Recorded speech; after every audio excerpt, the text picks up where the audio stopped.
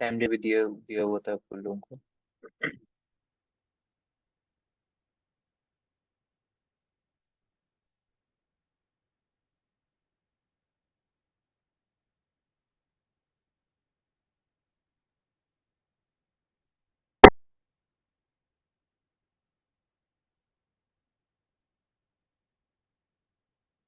यहाँ से स्टार्ट करना था आपको, ये वाला। तो इस वाले लैब में आपको कुछ चीज़ें बताई थी मैंने कि कैसे आप कंफर्म करते हैं इंटरेक्शंस हो रहे हैं या नहीं हो रहे हैं। ठीक है। तो इस वाले लैब में आपको दोनों चीज़ें करनी पड़ेंगी, इंटरेक्शंस भी पता करना है पहले आपको, और फिर उसके बाद डेटा को एक्सफिल्ट्रेट भी करना पड़ेगा। एक्सफिल्ट्रेशन का मतलब बता दिया था मैंने आप लोगों को।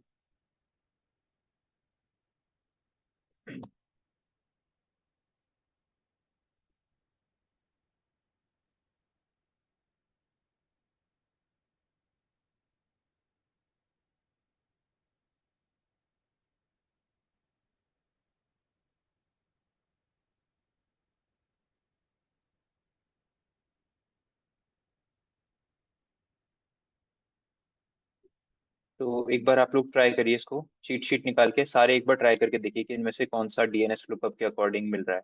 ठीक है। अब आप दूसरी लैब देख रहे हैं तो दोबारा से स्टार्ट करिए, और एकल से माइक्रोसॉफ्ट और ये सब कुछ ट्राई करिए। और एकल में दो तरीके बताए थे, अनपैच्ड और पैच्ड।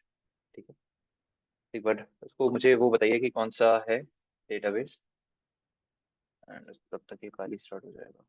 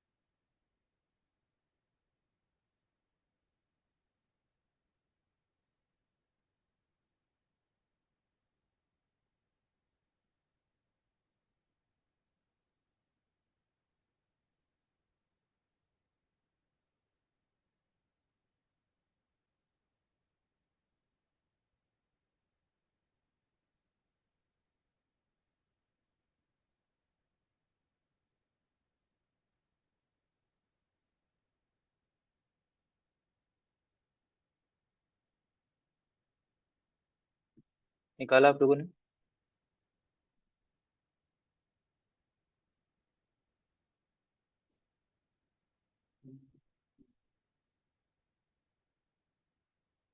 क्या हो रहा है?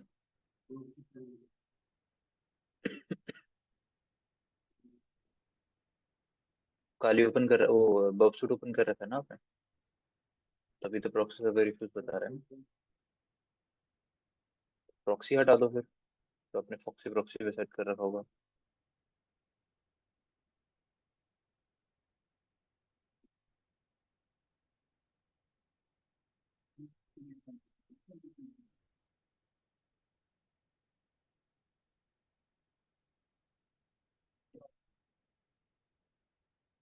लैब था ना, लैब कर रहे थे हम लोग वाली, करिए वही वाली लैब।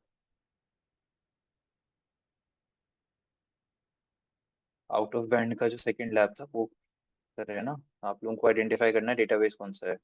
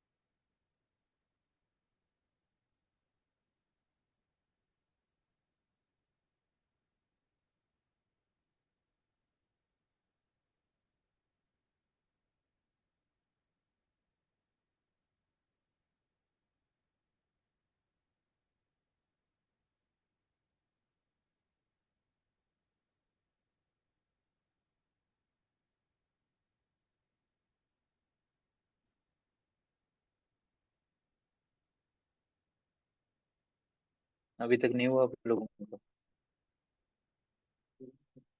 कौन सा वाला है बताइए।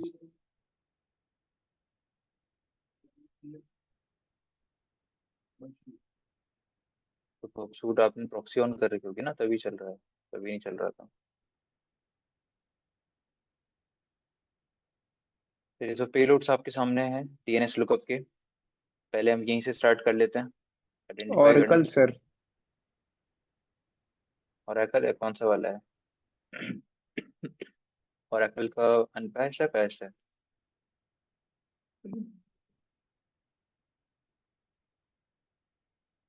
मैंने को कुछ तरीके बताए थे आइडेंटिफाई करने के लिए। अनपैच्ड है। अनपैच्ड है। तो एक बार देख लेते हैं। ये हटा के आप लोग डाल दीजिए वो डोमेन, वर्ब कोलैबोरेटर वाला जो डोमेन है वो यहाँ पर टाइप कर दीजिए। ठीक है, इस तरीके का हो जाएगा। आपने सिंगल कोट लगाया, डबल पाइप लगाया, और उसके बाद पूरा पेलोड इस तरीके से आपने दे दिया।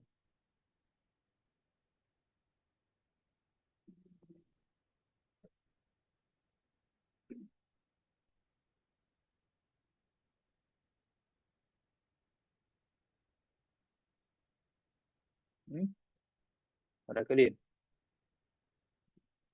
ठीक है, विनोद और आपका सेम आ रहा है तो ओरेकल ही होगा। ठीक है, आप इस जगह इसको पेस्ट करके लिख लीजिए, और पूरा पेलोड भी इनको दीजिए ताकि ये प्रॉब्लम ना आए। सेंड करिए इसको, और वर्क कोलैबोरेटर पे जाके कंफर्म, अगर कोई इंटरेक्शन आया होगा मतलब, तो 100% श्योर है कि आपका ओरेकल ही है। ठीक है, वो भी ओरेकल का अनपैच्ड। अब आपको ये तो कंफर्म हो गया कि कौन सा डेटाबेस है। अब हमें क्या करना है, उसके अकॉर्डिंग डेटा एक्सफिल्ट्रेट करना है। तो अगर आप नीचे आएंगे थोड़ा सा स्क्रॉल करके, आपको डेटा डेटा चेक करने के लिए कि वो निकल रहा है, कैसे निकलेगा। अब ये कॉन्सेप्ट समझ लो ध्यान से इसका। पहला जो पेलोड आपने यूज करा वो ये था, यही डोमेन में यहाँ से कॉपी करके यहाँ पे डाल देता हूँ। कॉपी करिए, और जहाँ पे लिखा हुआ है वर्ब कोलैबोरेटर सब डोमेन, वहाँ पे डाल दीजिए इसको। अब यहाँ पर आपकी आएगी सिलेक्ट क्वेरी। तो सिलेक्ट क्वेरी में क्या लिखेंगे आप, जो भी आपको सिलेक्ट करना है, जैसे कि सिलेक्ट पासवर्ड फ्रॉम यूजर्स, जो भी टेबल का नाम था, वेयर यूजर नेम जो कॉलम का नाम है इक्वल्स टू एडमिनिस्ट्रेटर। अब ये कॉन्सेप्ट समझ लो ध्यान से, ये कैसे वर्क कर रहा है। जो भी पूरा काम हो रहा है वो इस पर्टिकुलर स्टेटमेंट के अंदर हो रहा है। अब यहाँ पर लिखा क्या हुआ है, इसको अगर आप एक लाइन में करके देखेंगे ना तो आपको समझिए लिखा क्या हुआ है। सबसे पहले तो ये http:// एज इट इज आ जाएगा, ठीक है। उसको कॉन्केटिनेट कर रहा है किसके साथ, जो भी पासवर्ड का आउटपुट आएगा, जो भी मतलब पासवर्ड होगा एडमिनिस्ट्रेटर यूजर का। मान के चलो कि एडमिनिस्ट्रेटर यूजर का पासवर्ड हो गया आपका, ठीक है। और उसके बाद क्या लगाएगा ये, एज इट इज इसको कॉन्केटिनेट, यहाँ पे दोबारा कॉन्केटिनेशन कैरेक्टर यूज हो रहा है और उसके बाद किसको कॉन्केटिनेट कर देगा, आपके सब डोमेन को। तो ओवरऑल आपका डोमेन मतलब रिक्वेस्ट क्या बन जाएगी इस तरीके की। और ये रिक्वेस्ट का डीएनएस, इस पर्टिकुलर रिक्वेस्ट को रिजॉल्व करने के लिए वो क्या भेजेगा, एक डीएनएस रिक्वेस्ट भेजेगा। डीएनएस रिक्वेस्ट किसके पास जाएगी, इस डोमेन के पास जाएगी। आप चाहे एक चीज हमेशा याद रखना, आप चाहे google.com की रिक्वेस्ट भेजो या mail.google.com की रिक्वेस्ट भेजो या drive.google.com की रिक्वेस्ट भेजो, किसी भी सब डोमेन की, अगर आप गूगल के किसी भी सब डोमेन की या माइक्रोसॉफ्ट के किसी भी सब डोमेन की आप रिक्वेस्ट भेजते हो तो वो हमेशा एक ही सर्वर के पास जाती है। और हमारे इस वाले पर्टिकुलर डोमेन के जो डीएनएस सर्वर है वो हमारे पास वर्ब कोलैबोरेटर क्लाइंट पे रन कर रहा है, जिसकी डीएनएस रिक्वेस्ट और एचटीटीपी रिक्वेस्ट दोनों हमें कोलैबोरेटर पे देखने के लिए मिल जाती है। तो इसके किसी भी सब डोमेन की भी अगर आप रिक्वेस्ट भेजोगे तो वो भी कहाँ पे आएगी, इसी जगह आएगी। और वहां पे आपको दिखा देगा कि यूजर का पासवर्ड क्या था पासवर्ड 1 2। समझ आया। तो जो भी आपका, जो भी स्ट्रिंग आप कैप्चर करना चाहते हो वो स्ट्रिंग आपको यहीं पे दिखा देगा। इस डोमेन के इस डोमेन के डॉट से पहले जो भी चीज लिखी होगी वो आपके इस पर्टिकुलर क्वेरी का आउटपुट होगा। तो इस तरीके का कॉन्सेप्ट यूज किया जाता है जब आप ब्लाइंड एसक्यूएल इंजेक्शन में जब आप आउट ऑफ बैंड को टारगेट करते हैं। तो ये रिक्वेस्ट अब आपको रिस्पॉन्स में ब्राउजर पे कहीं नहीं मिलेगी, ये कहाँ मिलेगी, आपके बर्ब कोलैबोरेटर सर्वर पे, जो आपका एक्सटर्नल सर्वर है जिसके डीएनएस जो डीएनएस रिक्वेस्ट है, डीएनएस क्वेरी जो रिजॉल्व कर रहा है, वहां पर आपको आउटपुट देखने के लिए मिलेगा। Good morning. ठीक है, तो इस क्वेरी को एक बार ट्राई करके देखिए स्टार्टिंग से, सिंगल कोट वैसे ही लगा दीजिए जैसे था। ठीक है, इस क्वेरी को एक बार ट्राई करके देखिए।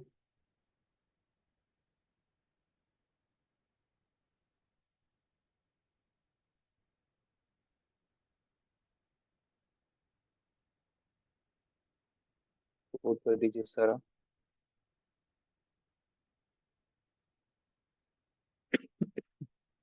तो यहाँ आउटपुट कहीं नहीं मिलेगा, यहाँ पे कुछ नहीं पता चलेगा कि भाई पासवर्ड क्या था यूजर का, या कुछ भी, ना एरर ना कुछ, कुछ भी नहीं मिलेगा। बट सारी चीजें कहाँ मिलेगी आपको, कोलैबोरेटर क्लाइंट पे। पोल नाउ करिए। पोल नाउ करने के बाद आपको कुछ एडिशनल रिक्वेस्ट देखने के लिए मिल रही है। अब इसमें से किसी भी रिक्वेस्ट को आप ओपन कर लो। इससे पहले वाली रिक्वेस्ट पे जाओगे तो हमेशा आपको जो आपने जिस डोमेन पे रिक्वेस्ट भेजी थी सिर्फ वही डोमेन दिख रहा होगा। तो आपने जो, मेरा डोमेन था, यही था डोमेन, डब्ल्यू से समथिंग से स्टार्ट हो रहा था, WUFF करके, यही डोमेन था मेरा। लेकिन अब आप बाद वाली चेक करोगे कोई भी रिक्वेस्ट तो उसमें आपका ये WV सब कुछ लिखा होगा, बट उससे पहले, डॉट से पहले जो भी चीज लिखी होंगी ये सब क्या है, मेरा पासवर्ड है उस यूजर का। ठीक है, तो जो कोलैबोरेटर में आप डीएनएस एक्सफिल्ट्रेशन या डेटा एक्सफिल्ट्रेशन परफॉर्म करते हैं यूजिंग डीएनएस, वहाँ पर कॉन्सेप्ट ये यूज होता है कि आपका डोमेन नेम से पहले जो भी चीज आ रही होगी, आपने क्या किया, इसलिए यहाँ पर डॉट लगाया हम लोगों ने ताकि उसको एक सब डोमेन की तरह ट्रीट करे। इसलिए इसको बोला जाता है DNS exfiltration using DNS protocol या डीएनएस लुकअप। डीएनएस लुकअप की रिक्वेस्ट के साथ आपने डेटा एक्सफिल्ट्रेट कर दिया टारगेट ऑर्गेनाइजेशन के सर्वर से। तो कॉपी,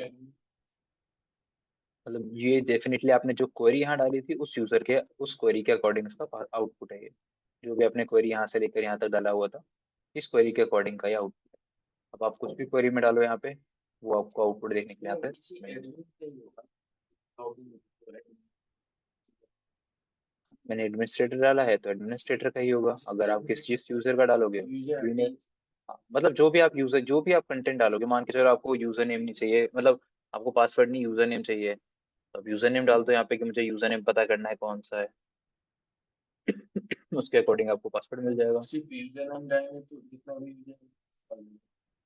हाँ नहीं, आप लिमिट लगा तो लिमिट 1, मुझे एक ही चाहिए। जैसे अगर आप कुछ ऐसा भेजो इसको, तो मान के चलिए कि ये सब मैंने कंडीशन हटा दी और मैं यूजर नेम सेलेक्ट कर रहा हूँ।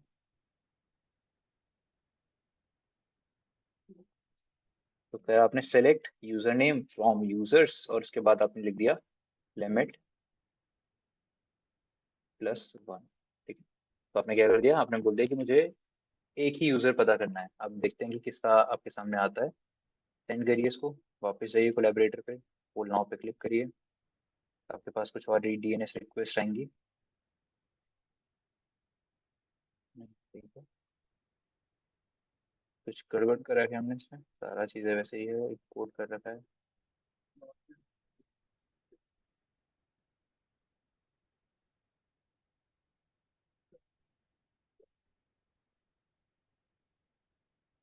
ये कंडीशन सारी हट जाएगी।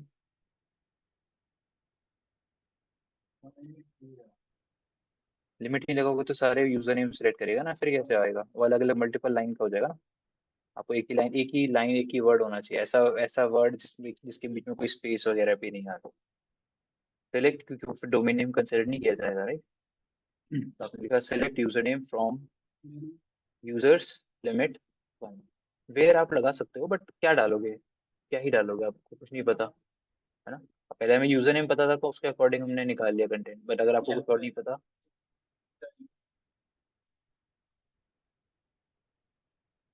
ये मतलब वो डोमेन, वो सर्वर जिसका कंट्रोल आपके पास हो, वो डीएनएस सर्वर जिसका डीएनएस रिक्वेस्ट आपके पास आती हो, आप देख सकते हो, मॉनिटर कर सकते हो।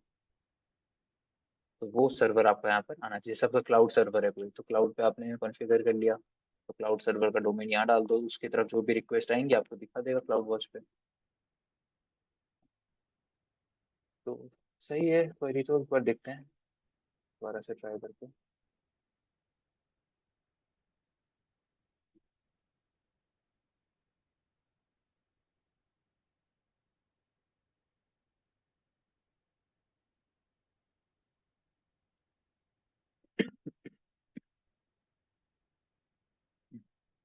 तो ये लैब आपके लिए लिमिटेड चीज़ों के लिए बनाई गई है, तो हो सकता है इस वजह से आपको यहाँ पर आउटपुट ज़्यादा कुछ देखने के लिए नहीं मिल रहा है। क्योंकि क्वेरी ठीक है एकदम, लिमिट में आपको एक ही आउटपुट मिलना चाहिए, और वो यूज़र नेम बताया था कि पहला यूज़र नेम क्या है। बट ये जो क्वेरीज हैं, ये जो स्टेटमेंट, मतलब ये जो लैब आपके लिए बनाई गई है, वो लिमिटेड पर्पज के लिए बनाई गई है, तो शायद इस वजह से आपको नहीं दिख पा रहा होगा। पासवर्ड डाल लो। इस वाली क्वेरी में भी डाल के देख लो ना पासवर्ड कैसा आ रहा है।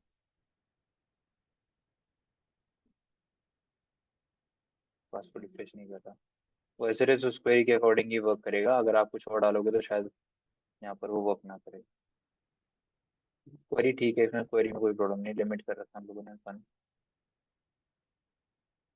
क्वेरी तो ठीक है। इससे पहले वाले एग्जांपल में भी तो आपने ऐसी कोई क्वेरी यूज करी थी ना, जब एरर वाला एक लैब हम लोग कर रहे थे। क्वेरी एकदम ठीक है, क्वेरी में कोई प्रॉब्लम नहीं है, बट हाँ हो सकता है उन लोगों ने कुछ लिमिट वगैरह लगा रखा हो, ताकि आप ये कुछ और चीज़ें आप एक्सट्रैक्ट ना कर पाओ। बट आप यही चीज़ अगर किसी वेबसाइट पे ट्राई करेंगे तो आपको देखने के लिए मिलेगा जो भी डेटा आप चाहते हैं। जैसा आपको बस याद रखना, उस डेटा में स्पेस नहीं होना चाहिए, और स्पेशल कैरेक्टर्स नहीं होने चाहिए। एक नॉर्मल स्ट्रिंग होगी जिसमें नंबर आ जाए, वो सब चलेगा। बट मान के चलो आपने यहाँ पर आपके पासवर्ड में बीच में एक्सक्लेमेशन था, ये था वो था, तो ये फिर ऐसे वर्क नहीं करेगा। ऐसे चीज़ें होती तो फिर ये प्रॉपरली आप डेटा एक्सट्रैक्ट नहीं कर पाएंगे। ठीक है। कंफर्मेशन के लिए हो जाएगा, वल्नरेबिलिटी है ये पता चल जाएगा, बट हाँ ज्यादा कुछ डेटा आप नहीं, मैंने आपको बताया था ब्लाइंड में यही होता है कि आपके लिए वल्नरेबिलिटी निकालना, ठीक है, कि आपने निकाल लिया, अब आप उसके आगे डेटा तभी निकाल सकते हो जब कंपनी आपको कुछ डेटा प्रोवाइड करेगी, कि हमारा ये है यूजर नेम, ये पासवर्ड है, ये मतलब ये कॉलम का नाम है, ये टेबल का नाम है। तो आपका काम क्या है, सिर्फ आइडेंटिफाई करना, और आइडेंटिफाई करने के सारे तरीके मैंने आपको बताया। आइडेंटिफाई करने के लिए हम सिर्फ ये वाली स्टेटमेंट यूज करके ही आइडेंटिफाई कर सकते हैं कि वो out of band request generate कर रहा है। ठीक है। और अगर आप कंपनी देखना चाहती है कि कुछ डेटा निकलता है नहीं निकलता, तो उस समय कंपनी से आप डेटा मांगोगे, कोई वो सैंपल टेबल आपके लिए बना देंगी, सैंपल कॉलम बना देंगे आपके लिए, और उसका डेटा फेच करके आपको दिखाना पड़ेगा। ये चीजें होती है, मैंने काम किया हुआ है तो इसलिए बता रहा हूँ। क्योंकि कंपनी आपको पहली बात तो एक्चुअल डेटाबेस पे वर्क नहीं करने देती, वो आपको बोलेगी कि आप, हम आपके लिए, अगर अगर आपको कुछ टेबल्स पे क्वेरी करनी भी है कभी, तो आप पहले से बता देना, तो हम आपके लिए कुछ डेमो टेबल्स बना देंगे, ताकि आप उन टेबल्स की क्वेरी करो, उनका आउटपुट हमें अपने रिपोर्ट में सबमिट करके आप दिखाइए, ताकि हम उसके अकॉर्डिंग वर्क करें। क्योंकि वो आपके डेटाबेस, अपने डेटाबेस का एक्सेस नहीं दे देंगे आपको कि आप कुछ भी डालिए कुछ भी करिए, वो अलाउ नहीं होगा। ठीक है, तो आपके लिए वो डमी टेबल्स बना देती हैं ताकि अगर कुछ ऐसी वल्नरेबिलिटी है उनके कोई भी पैरामीटर में तो वो आप उनको पता करते हैं।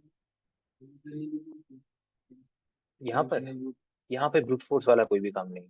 यहाँ पर आप ब्रूट फोर्स इसलिए नहीं कर सकते क्योंकि ब्लाइंड वाले में जो टाइम बेस करा आपने बुलियन बेस करा उसमें क्या था, हमें एक एक कैरेक्टर निकालना पड़ रहा था, हमें ट्रू और फॉल्स की कंडीशन चेक करनी पड़ रही थी। यहाँ पे ट्रू ऐसा कुछ है ही नहीं। यहाँ पर हाँ, कंडीशनल रिस्पॉन्स उसमें आप कर सकते हो। कंडीशनल रिस्पॉन्स हो गया, कंडीशनल एरर हो गया, टाइम बेस्ड हो गया, उसमें आप ब्रूट फोर्स कर सकते हो और करना पड़ेगा भी। बट आउट ऑफ बैंड में आपको ब्रूट फोर्स करने की नीड ही नहीं है क्योंकि आप जो क्वेरी यहाँ डालोगे वो एज इट इज क्वेरी का रिस्पॉन्स इस डोमेन के सामने लग के आपके पास आ जाएगा। एक बार इसको अगर और ट्राई करना है तो मैं कोलैबोरेटर को बंद करके दोबारा एक बार स्टार्ट करके ट्राई कर लेते एक नया डोमेन लेके, ताकि कंफर्म हो जाए कि ये लिमिट कर रखा होगा उन लोगों ने, इसलिए नहीं बहुत पता।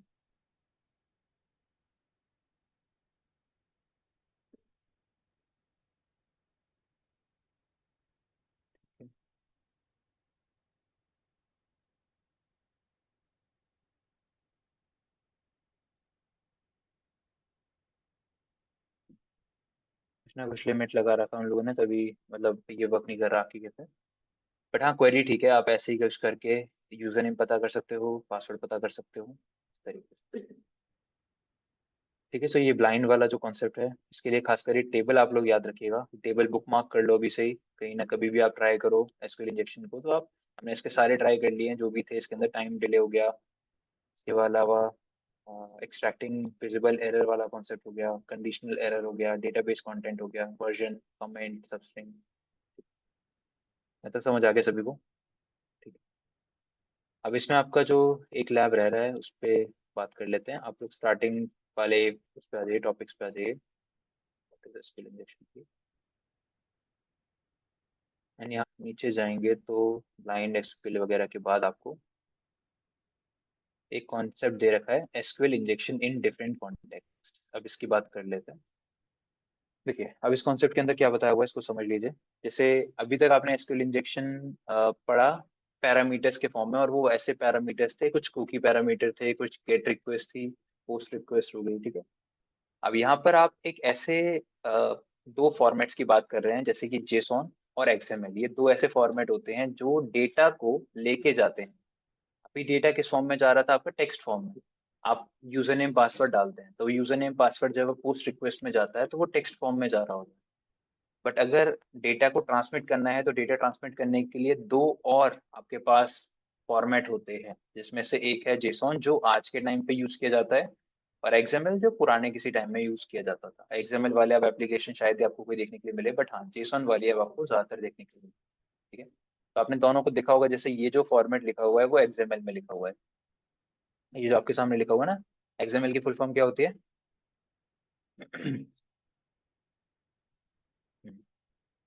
एक्सएमएल की फुल फॉर्म क्या होती है? Extensible markup language. जैसे एचटीएमएल प्रिफर्ड होती है लैंग्वेज। वो मार्कअप लैंग्वेज होती है, ये भी क्या है, एक मार्कअप लैंग्वेज है जहाँ पर आप टैग्स यूज करते हैं। ठीक है, जैसे एचटीएमएल में क्या आते हैं कि प्री डिफाइंड टैग्स होते हैं, पहले से बने बनाए टैग्स हैं, आपको बस उनको यूज करना है, जब जिस टैग का यूज जैसे करोगे वैसे ही उसका काम होगा, आउटपुट आएगा। एक्सएमएल का एक्सएमएल में टैग्स क्या होते हैं कि आप खुद के बना सकते हो अपने मर्जी के। आपने यहाँ पर स्टॉक चेक बना रखा है, प्रोडक्ट आईडी, ये कोई पहले से प्री डिफाइंड टैग्स नहीं है।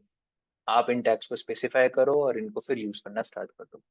तो ये कॉन्सेप्ट होता है एक्सएमएल का, एक्सटेंसिबल मार्कअप लैंग्वेज। ठीक है, और जेसॉन फॉर्मेट भी आपने देखा होगा लिखा हुआ, जो डबल कोट्स के अंदर लिखा जाता है, की और वैल्यू पेयर के टर्म्स में जेसॉन फॉर्मेट लिखा रह जाता है। जेसॉन की full form JSON, JavaScript object notation.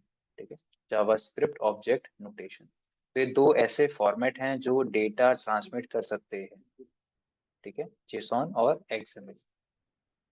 तो आपको यहाँ पर यही बताया गया है कि आपका हो सकता है कि जिस वेबसाइट या जहाँ पे भी आप एसक्यूएल इंजेक्शन ट्राई कर रहे हैं वहाँ पे नॉर्मल पैरामीटर्स ना हो, टेक्स्ट पैरामीटर्स ना हो, वहाँ पे कौन से पैरामीटर होंगे, जेसॉन या एक्सएमएल के। तो उन जगहों को टारगेट करने के लिए हो सकता है कि आपको अपने पेलोड को ऑफस्केट करना पड़े। ऑफस्केट करने का मतलब हाइड करना, क्योंकि वहाँ पर क्या लगा हुआ हो सकता है, वेब वेब एप्लीकेशन फायरवॉल। तो वेब एप्लीकेशन फायरवॉल्स क्या होती हैं, जो वेबसाइट्स को प्रोटेक्ट करने के लिए लगाई जाती हैं, ताकि कोई भी यूजर अटैक कर उनकी तरफ अगर कोई मेलिशियस रिक्वेस्ट भेज रहा है तो उसको वो आइडेंटिफाई करके डिटेक्ट कर ले और उस रिक्वेस्ट को सर्वर तक ना जाने दे, एक्चुअल जो सर्वर है वहां तक ना जाने। तो एसक्यूएल इंजेक्शन से भी प्रोटेक्ट करने के लिए आप क्या लगा सकते हैं जिसके अंदर बता रखा होगा कि अगर कोई सिंगल कोडियन और सिलेक्ट ऐसे कोड्स को यूज कर रहा है तो उसको ब्लॉक करना है, उस रिक्वेस्ट को ड्रॉप कर देना है करके लोग लगाते हैं, ऑर्गेनाइजेशन लगा के रखती है। तो आपके पास ऑब्फुस्केट करने का तरीका है कि वो वैफ बाईपास हो सके, मतलब कि आप अपने पेलोड को, जिससे जो वैफ है वो मेलिशियस कंटेंट को आइडेंटिफाई नहीं कर पाएगा अगर वैफ को प्रॉपरली इम्प्लीमेंट नहीं किया गया है, उसको वीक इम्प्लीमेंटेशन किया गया है, वीकली इम्प्लीमेंट किया गया है। उस केस में क्या होगा कि आप अपने एसक्यूएल पेलोड्स को बाईपास कर सकते हैं। अब कैसे करना है, तो या तो आपको एनकोडिंग के बारे में पता हो कि एक्सएमएल कैरेक्टर्स को एस्केप कैसे किया जाता है, और या तो मैंने आपको बताया था कि आपके पास एक एक्सटेंशन होता है जिसकी मदद से हम लोग ये काम कर सकते हैं। पर इस लैब के थ्रू समझते हैं जहाँ पर आपको बताया गया आपको एसक्यूएल इंजेक्शन फॉर्म करना है with filter bypass via XML encoding.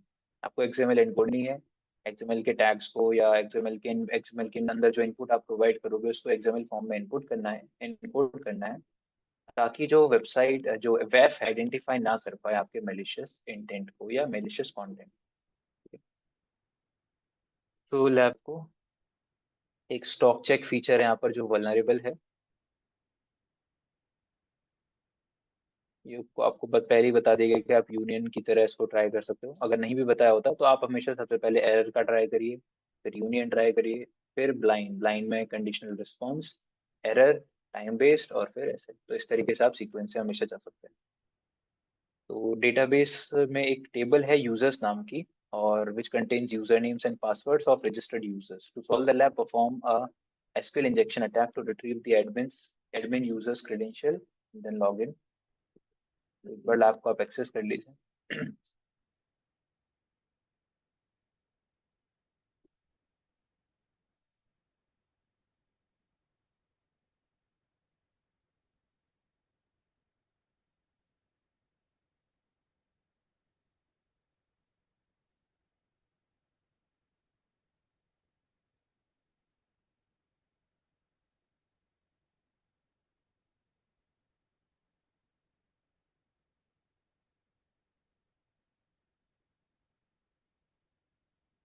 ठीक है, सो आप प्रोडक्ट्स पे चाहिए एंड देखिए वहाँ पर कोई स्टॉक चेक का फीचर होना चाहिए जो आपको बताएगा कि इस प्रोडक्ट के कितने स्टॉक हैं अवेलेबल। तो आप इस बटन पे क्लिक करेंगे, आपको आउटपुट दिखा रहा है। तो हो सकता है जब आपने इस बटन पे क्लिक किया तो कोई रिक्वेस्ट गई हो, जैसे आपको यहाँ पर क्या दिख रही है, पोस्ट रिक्वेस्ट जाते हुए दिख रही है, और वो पोस्ट रिक्वेस्ट किस एंड पॉइंट पे जा रही है, प्रोडक्ट स्टॉक के अंदर।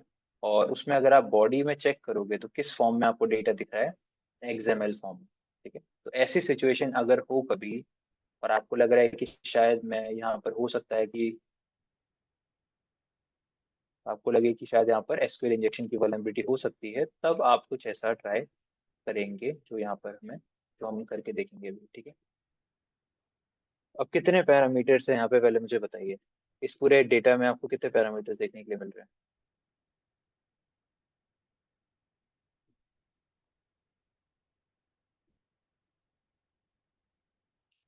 कौन कौन से?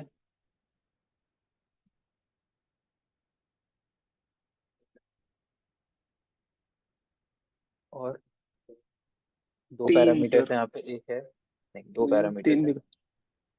नहीं, वो ना इसके इन दोनों को इनक्लूड करने के लिए ऊपर दिया गया है स्टॉक चेक, ये स्टॉक चेक का फीचर है, तो इससे कोई हमारा मतलब नहीं ओके। है। जो पैरामीटर्स हमें टारगेट करना है वो है, पैरामीटर्स वही होते हैं ना जिनकी वैल्यू होती है। तो पैरामीटर यहाँ पर पहला राइट। क्या है, प्रोडक्ट आईडी जिसका वैल्यू क्या है 2, और दूसरा है स्टोर आईडी जिसकी वैल्यू है 1। ठीक है, अब हमें नहीं पता इनमें से कौन सा वल्नरेबल हो सकता है कौन सा नहीं हो सकता है, तो आपको बहुत सारी चीजें यहाँ पर अलग अलग ट्राई करनी पड़ेगी। तो देखते हैं कि अगर हम लोग यहाँ पर एक सिंगल कोड ऐड करते हैं तो कुछ हो रहा है या नहीं हो रहा है। तो आप अलग अलग तरीके की रिक्वेस्ट देख के, आपको क्या बताया जा रहा है यहाँ पर, अटैक डिटेक्टेड, मतलब आप जब कुछ कर रहे हैं तो वहाँ पर आपको रिस्पॉन्स में क्या मिल रहा है, क्योंकि वहाँ पर क्या लगा हुआ है, वैफ लगा हुआ है, और वैफ आपकी रिक्वेस्ट को ब्लॉक कर रहा है। अगर मैं यहाँ पर लगा के देखूँ इसको, तो भी क्या बता रहा है आपको, ये अटैक डिटेक्टेड। ठीक है। अब मान के चलिए कि हमें दोनों पैरामीटर्स पहली बात तो टेस्ट करने पड़ेंगे, कौन सा वल्नरेबल है कौन सा नहीं है। और सिंगल कोड हम लोगों ने लगा के देखा तो नहीं हो रहा है काम। अब एक चीज आप ध्यान से सोचिए, ये नंबर दे रखा है। हमेशा याद रखिए, अगर कोई ऐसे पैरामीटर को आप टारगेट कर रहे हो जिसमें नंबर है, तो आप बिना सिंगल कोड के भी ट्राई कर सकते हो। ऐसे समझो ना कि जैसे आप ऐसे कुछ मान लो यहाँ पे स्टेटमेंट लिखी हुई है इसके लिए, सर्वर के लिए, कि सेलेक्ट एस्ट्रिक फ्रॉम, मान के चलो टेबल का नाम है प्रोडक्ट्स, वेयर।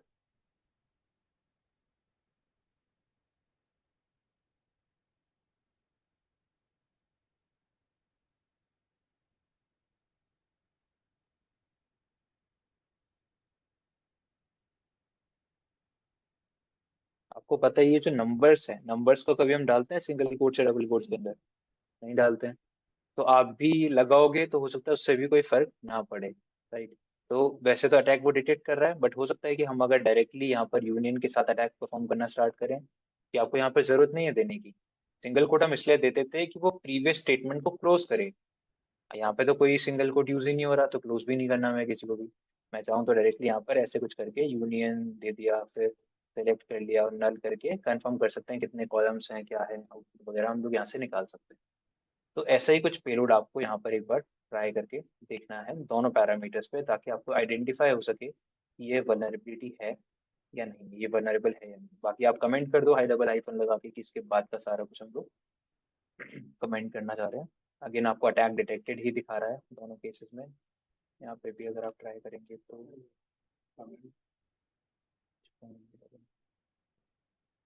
ये हटा दो, लगा दिया था मैंने ऊपर, ये हटा दो बस।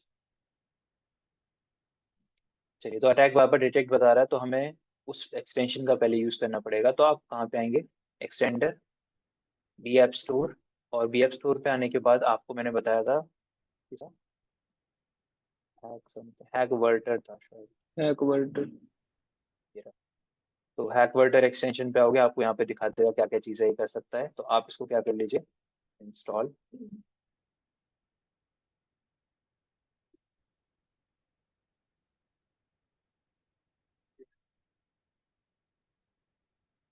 अपडेट किया गया है इसको लास्ट। वैसे तो पुराना है ये एक्सटेंशन, बट इसको लास्ट अपडेट किया गया है 2024 के अंदर। चलिए, हो गया इंस्टॉल। अब दिखेगा कहाँ आपको, वो एक्सटेंशंस पे आने के बाद यहाँ पर दिख जाएगा कि जो एक्सटेंशंस आपने ऐड कर रखे हैं बबसूट पर, वो दिख जाएंगे यहाँ पे। ये लोडेड होना चाहिए, ठीक है। लोडेड नहीं करने का मतलब है कि हम लोग इसको अनलोड करना चाहते हैं, तो ये बबसूट इसको यूज नहीं कर पाएगा। लोडेड रखोगे तो ये यूज कर पाएंगे आप बबसूट के अंदर। अब इसको यूज कैसे करना है, मान के चलो यहीं से स्टार्ट करते हैं। मान के चलिए कि मुझे ये पेलोड है मेरे पास। अब मुझे लग रहा है कि शायद वो इस पेलोड को क्या कर रहा है, कुछ ना कुछ करके ब्लॉक करके कुछ ब्लॉक कर रहा है। तो मुझे एनकोड करना है इसको। तो एनकोड करने के लिए आप क्या करेंगे, इस पर राइट क्लिक करिए, आप जाइए एक्सटेंशंस पे। और अगर आपने एक्सटेंशन ऐड कर रखा होगा, तो आपको एक्सटेंशन का नाम यहाँ पर दिखा देगा कि हम लोगों ने हेक्सवर्टर नाम का कोई एक्सटेंशन ऐड कर रखा है। अब हमें कहाँ जाना है, एनकोड पे, कि मुझे इसको एनकोड करना है अलग अलग तरीकों से। आपके पास से बहुत सारे तरीके हैं जिनके थ्रू आप इसको एनकोड कर सकते हैं। तो सबसे पॉपुलर जो एंटिटी होती है एनकोड करने के लिए, वो होगी हेक्स एंटिटीज।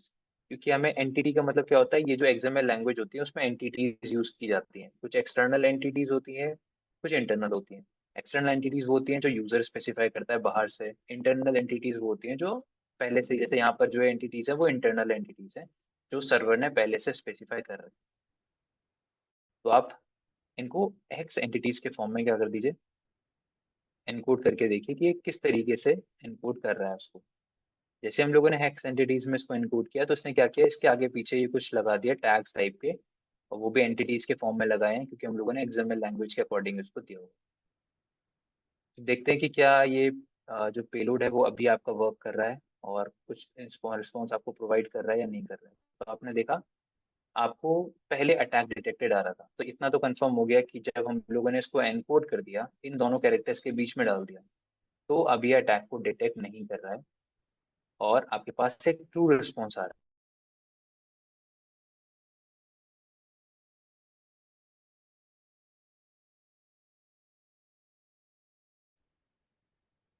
वो था ना जो आपका था प्रोडक्ट, हम लोग चेक कर रहे थे ना, ये वाला। कितने यूनिट्स थे आपके पास अवेलेबल वो बता रहा है आपको। देखते हैं कि क्या यहाँ पर एक से ज्यादा नल है, क्योंकि अभी हमें ट्रू मिल रहा है रिस्पॉन्स। तो शायद इस समय नहीं मिलना चाहिए हमें ट्रू रिस्पॉन्स, या करना चाहिए। तो आपको क्या मतलब पहले आया था जब हमने कंडीशन कॉलम डाल दिए, तो आपको अब इनमें भी आप करोगे तो आपको जीरो ही दिखाना चाहिए। तो मतलब आपका यहाँ पे कितने कॉलम यूज हो रहे हैं?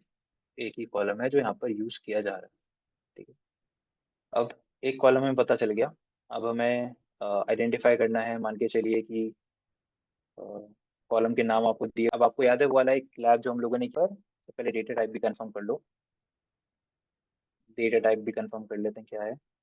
अगर एक को यहाँ पर क्या हुआ ये, वैर कह रहे हैं स्ट्रिंग मतलब। अब आप यहाँ पर आपको एक लैब जहाँ पर हमने मल्टीपल वैल्यूज को एक ही कॉलम में रिट्रीव किया था, एक लैब किया था ना जहाँ पर एक ही कॉलम आ रहा था जिसमें डेटा टाइप किया था वैर था, और आपने दो अलग अलग कॉलम्स का डेटा एक ही कॉलम में निकाला था। किसकी मदद से? कॉन्केटिनेशन की मदद से। तो आपने कुछ ऐसा कुछ यूज करा था वहाँ पे, जैसे कॉन कैरेक्टर लगा दिया, फिर बीच में कुछ भी लिख दिया, जैसे कि हाइफन लगा दो, भी मतलब एक नया कैरेक्टर। और यहाँ पर आप और एनकोड करके पासवर्ड। तो मुझे दो कॉलम सिलेक्ट कर, यूजर नेम और पासवर्ड, और दोनों को मैंने किससे सेपरेट करूंगा? हाइफन के थ्रू। आप कुछ भी लगा दो यहाँ पे, डबल हाइफन कर दो या कुछ भी कर दो। इसके बाद आप क्या करेंगे यहाँ पर? फ्रॉम, जो आपको जो टेबल का नाम दिया हुआ है, तो ये आपको आउटपुट देखते हैं क्या प्रोवाइड कर रहा है। तो आपको तीनों यूजर्स जो अवेलेबल थे यहाँ पर, उनका नाम और उनका जो पासवर्ड था वो आपको हाइफन से सेपरेटेड यहाँ पर दिखाई दे रहा है, क्योंकि यहाँ पर कॉलम एक ही यूज हो रहा था, तो एक ही कॉलम में आपने आउटपुट। हाँ, आप जो भी लगाओगे आप यहाँ पे लगा सकते हो, जैसे एंड लगाया, देखते हैं एंड यहाँ पर कंसिडर कर रहा है नहीं कर रहा, तो एंड से ही लगा देगा। आप यहाँ पर इक्वल्स टू लगा दो तो इक्वल्स टू दिखा देगा वहाँ पे। आप जो भी लगाएंगे उसके अकॉर्डिंग आपको आउटपुट यहाँ पर मिलेगा। हाँ, कॉन्केट नहीं करोगे तो आपको एक ही कॉलम का आउटपुट, जैसे अभी आपने इसके थ्रू निकाल के एक बार देख लेते हैं। तो आपके पास आउटपुट ऐसा आ रहा है, मैं इसको कॉपी करके सेव कर लेता हूँ यहाँ पर। ठीक है। अब आप देखिए, मान के चलो कि आपने सिर्फ यूजर नेम निकाला। अब वो बाय चांस की बात है कि आपका सही हो जाए, जैसे सीक्वेंस में आ जाए, जैसे आपने निकाला, आपको ये सीक्वेंस मिला। आपने पहले आपके पास आ रहा है एडमिनिस्ट्रेटर, फिर आ रहा है कार्लोस, और फिर आ रहा है विनय। अब आप यहाँ पे पासवर्ड सिलेक्ट करिए।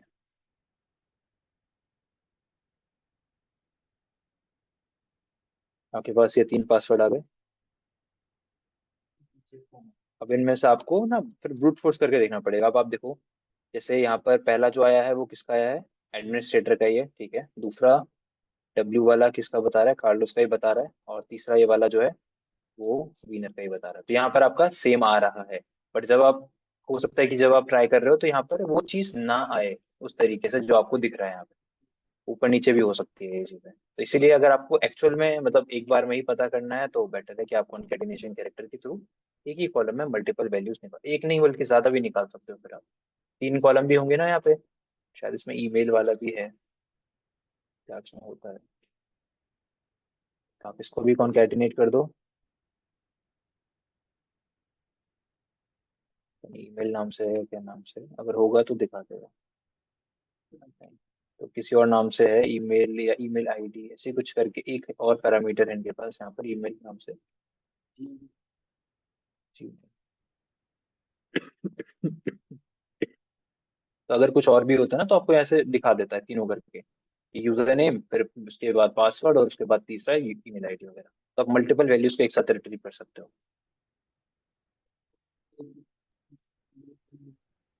नहीं, कॉलम एक था इस पर्टिकुलर टेबल में जहाँ पर स्टोर आईडी और ये सब यूजर, लेकिन अभी हम लोग यूजर्स वाली टेबल की बात कर रहे हैं।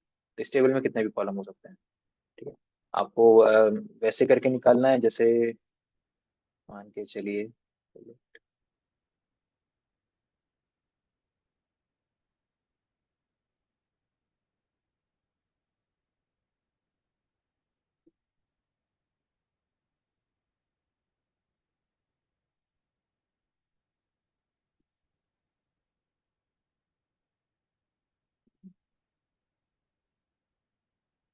ऐसे करके एक बार आप ट्राई कर सकते हो। Select column information and columns where table name equals to this, तो देखते हैं क्या आ रहा है इसमें। तो आपके पास ई नाम से है, हमने ईमेल भी ट्राई किया था, तो आप अब दोबारा ट्राई करके देख लो। कॉलम तो तीन ही है, ईमेल, यूजर नेम, पासवर्ड। तो आप ये चीज़ यहाँ से हटा दो सारे।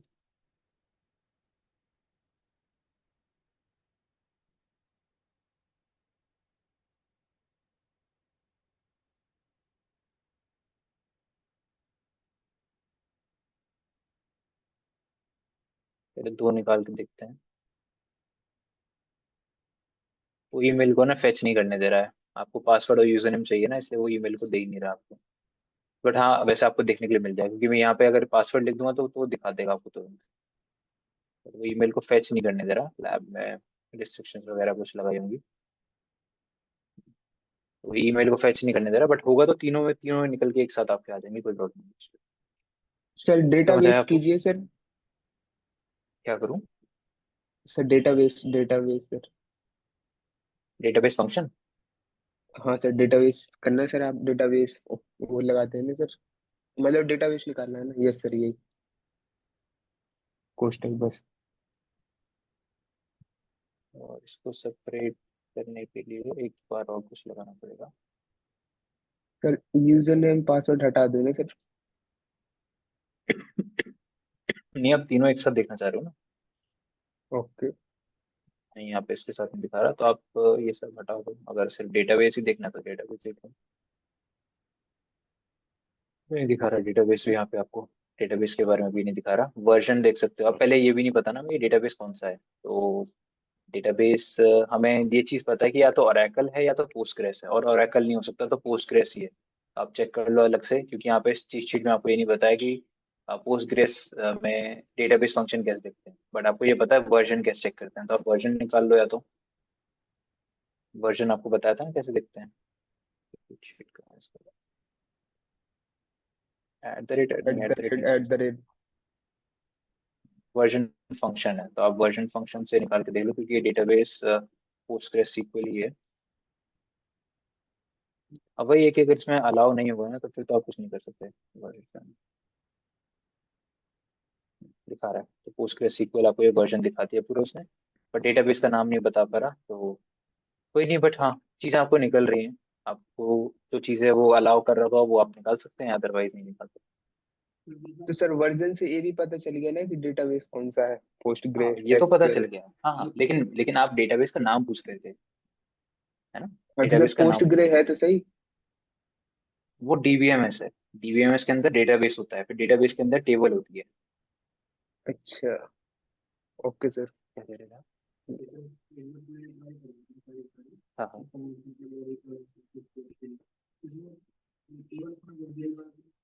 हाँ बिल्कुल, वर्जन के मतलब आपको, अगर देखो वो सब तभी पता चलेगा जब यूनियन होगा। अगर यूनियन नहीं होगा तो नहीं पता चलेगा। या तो एरर बेस के थ्रू पता चल जाएगा कि डेटाबेस कौन सा है, कि एरर आएगा, एरर में दिख जाएगा माई सीक्वल है, ओरेकल है, मारिया है, क्या है। इसके अलावा या तो जब आप यूनियन कर रहे होगे तब आप पता कर सकते हो। बाकी ब्लाइंड में नहीं पता कर सकते, क्योंकि ब्लाइंड में तो हर चीज ब्रूट फोर्स करनी पड़ती है। ब्लाइंड में तो पॉसिबल नहीं है पता करने का। लाइन में आप वैसे पता करोगे जैसे कि भाई कमेंट कर लिया, कमेंट किससे हो रहा है, कॉन्कैटिनेट किससे हो रहा है, सब स्ट्रिंग का फंक्शन कौन सा यूज कर रहा है, फ्रॉम की मदद लेनी पड़ रही है नहीं लेनी पड़ रही है, उसके थ्रू आप पता कर सकते हो डेटाबेस कौन सा है। जैसे यहाँ पे मैंने कैसे पता किया ये पोस्टग्रेस होगा, क्योंकि हमने डबल पाइप लगाया। डबल पाइप ऑपरेटर काम कर रहा था यहाँ पे, तो डबल पाइप ऑपरेटर सिर्फ दो डेटाबेस में काम करता है। कौन कौन से? एक आपका ओरेकल और एक पोस्टग्रेस। एक ओरेकल और एक पोस्टग्रेस। अब ओरेकल क्यों नहीं हो सकता है, क्योंकि ओरेकल में फ्रॉम लगाते हैं, और मैंने स्टार्टिंग में क्या लिखा था, सिलेक्ट नल, उसके अकॉर्डिंग आउटपुट आ रहा था, मैंने कोई फ्रॉम डुअल नहीं लगाया वहाँ पे। तो फिर अगेन ओरेकल नहीं होगा, तो क्या बचा आपके पास ऑप्शन, पोस्टग्रेस। और आपने भी कंफर्म कर लिया कि वो क्या है, पोस्टग्रेस ही है। तो ऐसे कंफर्म कर सकते हो आप, क्योंकि हैं कुछ अलग अलग डेटाबेसेस में अलग अलग तरीके हैं निकालने के। ठीक है, सो समझ आ गया आप लोगों को? चलिए, तो इसको आपको एक बार कंप्लीट कर लीजिए, नोट्स बना लीजिए इस चीज़ के। और फिर नेक्स्ट क्लास में हम लोग नेक्स्ट वल्नरेबिलिटी स्टार्ट करेंगे मंडे से। सर इसमें अभी बहुत सारे सर 3-4 क्वेश्चन है सर जो समझ में नहीं आ रहे सर। वेनो देखने दो आप, दोबारा बताइए। है हाँ सर। हाँ। सर तीन हाँ चार हाँ। क्वेश्चन है सर। अरे विनोद, मैं कह रहा हूँ 1 मिनट रुक जाओ, 1 मिनट। खान में बोले पड़ रहे हो। अब ये वल्नरेबिलिटी कहाँ पे है?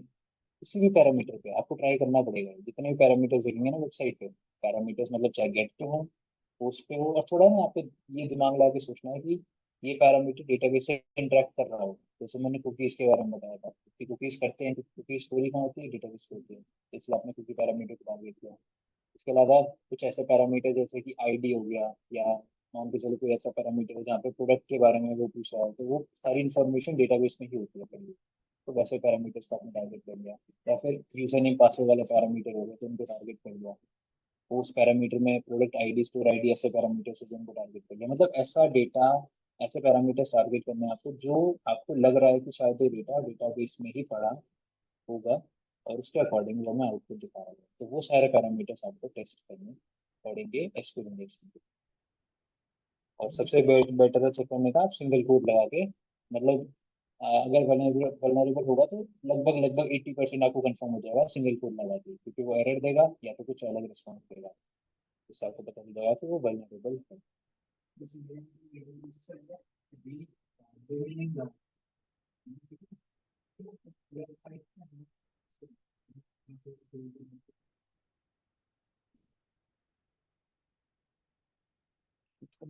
ये लैब था,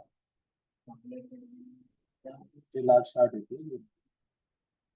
अच्छा, कोलैबोरेटर हो गया। हाँ, कोलैबोरेटर।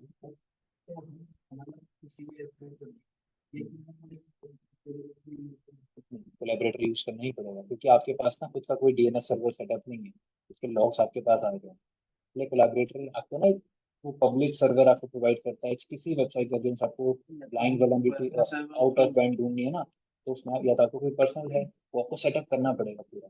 एक क्लाउड पर आपने पूरा इन्वायरमेंट सेटअप कर लिया कि इसमें इससे कोई भी इंटरेक्ट करे तो सारे लॉग मेरे यहाँ पर आ जाए, क्लाउड वॉश में आ जाए, या कहीं पे भी अपने स्टोर कर लिया। फिर आप लॉग्स को चेक करो तो उसमें कहीं ना कहीं डेटा मिल जाएगा, लेकिन वो सेटअप आपको करना पड़ेगा, और इसीलिए वर्कशॉप प्रोफेशनल में ये पहले से सेटअप कर रखा है आपके लिए। तो वर्कशॉप प्रोफेशनल का इसलिए एडवांटेज है, आपको आपको खुद से कुछ सेटअप करने की जरूरत नहीं है। आप क्लाउड पे सेटअप करोगे, सब पे ही करोगे सर्वर पर रन करने का, है ना, जितना रन करोगे सबसे पे करना पड़ेगा उसका। बट ये फ्री, मतलब एक तरह आपने प्रोफेशनल अगर है आपके पास तो फिर आप यूज कर सकते हैं। तो ये है आपका तरीका। इस बिन मतलब आप बताइए क्या करते सर 4-5 क्वेश्चंस हैं सर जो कि बड़े डाउट्स हैं सर। हैं। बताओ बताओ। अभी बताऊं सर? जैसे अ, सर अभी तो टाइम हो बोलो, जाएगा।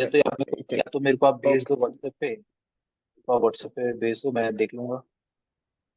ओके सर, लेकिन एक क्वेश्चन बता दो सर अभी। हाँ हाँ, बताओ।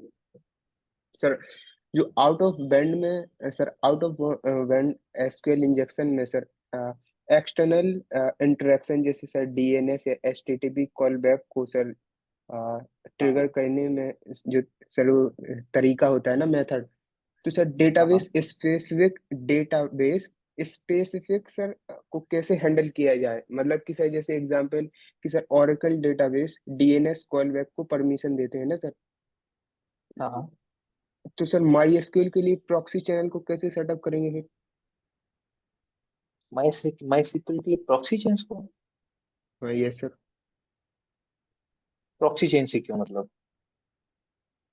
अरे सर मतलब जैसे सिर्फ प्रॉक्सी चेंज से क्यों, और कुछ भी प्रॉक्सी तो चैनल, बताया। हाँ तो बहुत कुछ कर सकते हैं, लेकिन सर पहले तो मतलब यही सेटअप कैसे कर सकते हैं हम? देखो, आप जब डेटाबेस सेटअप करोगे तो सारी चीज डिपेंड करती है कि आपके डेटाबेस पर इंटरनेट एक्सेस है या नहीं। अगर इंटरनेट एक्सेस है मतलब वो रिक्वेस्ट बाहर की तरफ भेज सकता है, चाहे बाहर से उसकी तरफ रिक्वेस्ट ना आए, बट वो रिक्वेस्ट अगर बाहर भेज सकता है तो डीएनएस के चांस, ये डीएनएस लुकअप के चांसेस होते हैं। तो अटैकर डीएनएस की क्वेरीज के थ्रू डेटा एक्सफिल्ट्रेट कर सकता है। बट यहाँ पर फायरवॉल लगाई जा सकती है कि जब डेटाबेस से कोई भी चीज बाहर जा रही हो तो वो उस रिक्वेस्ट को चेक करेगा, और उसमें अगर कोई भी सेंसिटिव डेटा होगा या कोई ऐसा ओके डोमेन होगा जिससे वो खुद इंटरेक्ट नहीं करना चाहता है, कोई अलाउड डोमेन में से नहीं होगा, कोई कोई एक्सवाइजेड कोई भी एक्सटर्नल डोमेन होगा, तो वो रिक्वेस्ट को ब्लॉक कर देगा। सर, इसको चैनल को, प्रॉक्सी चैनल को सेटअप करने का सर मतलब प्रैक्टिकल है, उसको कैसे कर सकते हैं सर? यार प्रैक्टिकल प्रैक्टिकल का समझा नहीं मैं। आप डीएनएस सर्वर पे आप अपने माई सीक्वल सर्वर पे कोई भी क्वेरी भेजोगे, वो उसको रिजॉल्व करेगा। अगर आपने कोई डीएनएस क्वेरी भेजी है, डीएनएस क्वेरी भेजोगे तो वो रिजॉल्व करेगा अगर उस पर इंटरनेट एक्सेस है। और रिजॉल्व करेगा मतलब वो डीएनएस लुकअप करेगा उसके ऊपर परफॉर्म, तो वो सर डीएनएस क्वेरी सेम बाहर जैसे भेज देगा। ओरेकल डेटाबेस, जैसे ओरेकल डेटाबेस डीएनएस कॉलबैक को हाँ, परमिशन देता है सर, वो सेम। वैसे ही तो हर एक डेटाबेस देता है ना परमिशन। ये ऐसा थोड़ी है कि ओरेकल ही देता है, बाकी डेटाबेसेस भी देते हैं परमिशन कि वो डीएनएस रिक्वेस्ट को बाहर जाने देंगे, इंटरेक्ट करने करेंगे उससे। तभी तो आपके पास यहाँ ओ, पर चीट शीट में हर एक डेटाबेस के हिसाब से, सिर्फ ओरेकल के हिसाब से थोड़ी दिया गया है यहाँ पर। आपके जो चीट शीट था उसमें हर एक डेटाबेस को टारगेट किया गया है। माई के भी तरीके हैं आपके पास, एमएस पोस्टग्रेस के भी है तरीका, माई का भी है कि वो जैसे लोड फाइल करके आप माई में कर सकते हो कि मुझे ये कोलैबोरेट इस सर्वर पे डोमेन भेजना है, या फिर आपने सेलेक्ट कुछ भी डाल दिया यहाँ पे इनटू आउट फाइल और यहाँ पे ये डाल दिया, तो इस तरीके से आप कर सकते हो। Okay sir. तो ये माई का तरीका, तो ऐसा नहीं है कि सिर्फ ओरेकल में ही तरीका है डेटा एक्सफिल्ट्रेट करने का, या आउट ऑफ बैंड ये डीएनएस लुकअप करने का तरीका सिर्फ ओरेकल में नहीं है, सब में है, हर एक डेटाबेस में। Okay sir. ठीक है, तो आप थोड़ा चेक करो, रिसर्च करना, तो शायद मिल जाएगा आपको कि क्या कौन सी सेटिंग है जिसके थ्रू आप अलाउ कर सकते हैं माई के अंदर, अगर आपका माई सर्वर सेटअप कर रखा है आपने। Okay sir. ओके। ठीक है। ओके सर, और भी है सर, मतलब दो तीन क्वेश्चन हाँ मैं आपको व्हाट्सएप कर दूंगा मेरे सर। को ना आप भेज देना। हाँ भेज देना आप, अदरवाइज आप जब आओगे तो मैं तब तब क्लियर कर दूंगा, अदरवाइज आप भेज देना क्वेश्चन डाउट वगैरह। Okay sir. Thank you sir. चलिए, welcome. Thank you. Thank you.